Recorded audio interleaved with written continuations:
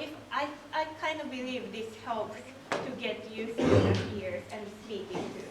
And here, when you say sensei, what do you say? Konnichiwa. This is still in the morning.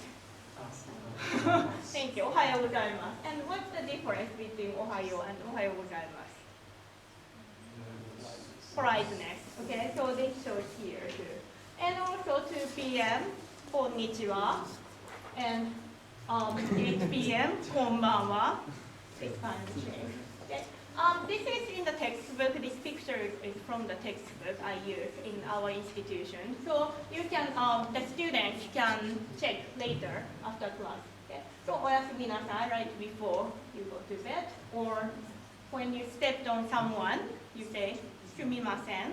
And here, sumimasen or iie. And sumimasen is really useful word. Did you notice? There are 3 functions. What kind of functions? The first, when you are apologizing, you can say sumimasen. And is there any other ways, like any other usage for sumimasen? Thank you. Gomennasai. Thank you. Okay, good. So the first one is apology, and when next one is the first one is the gomennasai, same like gomennasai. Next one, what is he trying to do? Excuse me. Good. Get attention. He just says sumimasen. And I heard when someone gives you umbrella, she can say sumimasen for appreciation. So sumimasen is a really useful word. I don't know. Okay. And also for appreciation, there are other common terms. What? Arigato. Hi. And also the more polite way. Arigatou gozaimasu. So now you can see, same as ohayo, ohayo gozaimasu. You can say arigatou, arigatou gozaimasu. It's the same way. One function is the same of gozaimasu. Okay. And these expressions, this girl is, what is she trying to do? Good. Ittekimasu. And she says, her mom says itterashai. But in English, this doesn't help. Okay, so like the textbook has the English translation of ittekimasu. What's the English translation? I'm leaving and coming back. Is that like you hear you say, I'm leaving and coming back? Receiving. Receiving, right. And here, like itterashai is see you. Okay? But like this English doesn't have, this expression English doesn't have. Like sometimes at home you can say like tadaima, then okaeri nasai, mom says. This is kind of special one. And also, what's this? Itadakimasu and gochidou-sama, which English doesn't have. These expressions are also Japanese, part of Japanese culture. So in French, bon appetit, but in English, no one says like something before eat. Okay, sometimes they pray, but not usually. Okay, so I cover these stuff so they can use, they can practice whenever. So I told them after I teach these expressions, whenever you eat, whenever you have eaten, say itadakimasu or gochidou-sama. So you have to use the language if you want to apply it, if you want to learn it. Okay? And also at the end, classroom expressions. What kind of expression should I teach on the first day? Oh, もう一度お願いします。Good. That's a tough one. Any other? I want to teach some expressions I use and I want my students to understand, which is those things. For example, 聞いてください and 見てください、書いてください、読んでください、言ってください、覚えてください。Like these are usually like 5 or 6 expressions. So I can use in class from the second day. But it's tough. And these expressions, students do not need to pronounce on the second day. Okay? I pronounce it. Then they just need to understand it. So it's not easy, I know. it's easy for me to teach, but like it's difficult for them to learn, like to recognize. So in that case, I don't show it usually, but I use TPR. If you have studied second language acquisition, you might have heard total physical response. So I give gestures like 見てください. And students have to do it. 見てください. And 書いてください. 読んでください. 覚えてください. What's the other? 言ってください. Then after I cover all of them, I don't show this one, then I just say it. The students have to make the gesture. Like, 書いてください. 見てください. Then now they get. It's really like just 5 minutes. It's easy. Okay? They have to review later though, but at least in the classroom, after 5 minutes, most of the students get these expressions. And also, this is the expression I use in class a lot. わかりますか? To understand. Then students have to answer. How do you answer? わかります. Okay. はい、わかります. Or いいえ、わかりません.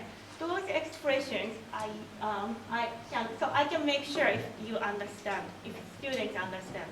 So every 10 minutes, I use わかりますか? I want to make sure students know. And also, I want my students to use Japanese.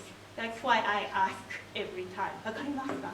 Then they have to answer, はい、わかります. Or いいえ、わかりません. Okay? So these are the useful expressions, I think. So I explain and introduce on the first day. Okay? And also, every day we give shukudai, homework. So the first day shukudai is just reading and also download syllabus schedule and handling student information sheet. I usually post these things. My school is poor, so I cannot give all the papers to all of my students. So we post on the Blackboard, which is the web system. Students can check all the time, and they can print out by themselves. And on the student information sheet, usually I ask their names, of course, and contact information. We contact with students a lot, actually. A lot of students email me when they have questions, when they have to miss the class, when they have to take a makeup quiz or makeup exam, they contact me by email. And also either in school or major. So later we talk about this in class. So I want to know their major or hometown or native language. And these are kind of related to your language study too. So some of the students have studied Japanese in high school, so they might be able to skip the first semester. So I want to ask Japanese study experiences or foreign language learning experiences. That's important too. If they have studied maybe Chinese, Korean, or any other foreign language, that might help Japanese language study. It might be related to something. And also motivation for taking Japanese. Usually I ask them like if it's academic purpose, for if they want to major or minor in Japanese, or they want to major in Asian studies, or professional purpose. Do you want to get a job, Japanese related job, or if you have Japanese family, friends, or friends, or travel for traveling or study abroad, or cultural interest. Okay? So those are the things I ask on the student information sheet. And also I ask additional information. Some students have learning disability or physical disability, then they might need special accommodation. I had a student who is in a wheelchair, so he needs a special desk for the classroom every time. So I have to check the classroom before he comes. Sometimes classroom changes. Okay? So those things I ask to my students. And if you have studied in America, and if you are planning to study in America, this is the way we teach usually, not just Japanese language course. All the courses should have syllabus and sometimes schedule together. Okay, so the syllabus usually, this is 4 pages, this very long one. Usually has course objectives and textbook you have to buy, instructor's information, usually contact information, and office hours too. I have to have 2 hours office hour every week. And usually nobody comes, but before it comes, and sometimes I made my students to memorize things, and they have to present it in front of me. So in that case, they come to my office. But pretty much usually some of the students show up to office hours, and class meetings about grading, which is important, really important for students. And this is also important. Some students are lazy, don't come class, and I will kick them out usually if they miss more than 7 times. If they miss classes more than 7 times, you automatically receive an F. Like that happens. Wow, really? Okay, so language course you have to attend, you have to speak, you have to participate. And other things like homeworks, there are point system, you have to turn in on time. And quizzes, I'll show the schedule later, but quizzes almost every day. So there is no makeup for the short ones. For long one exams, like they're high percentage, so if they have to miss, they have to take makeup, they have to contact me earlier. Okay? And classroom policy, I know like, it's a lot, but no eating. Like sometimes students eat chewing gums, and sometimes students eat. But it's language class, they have to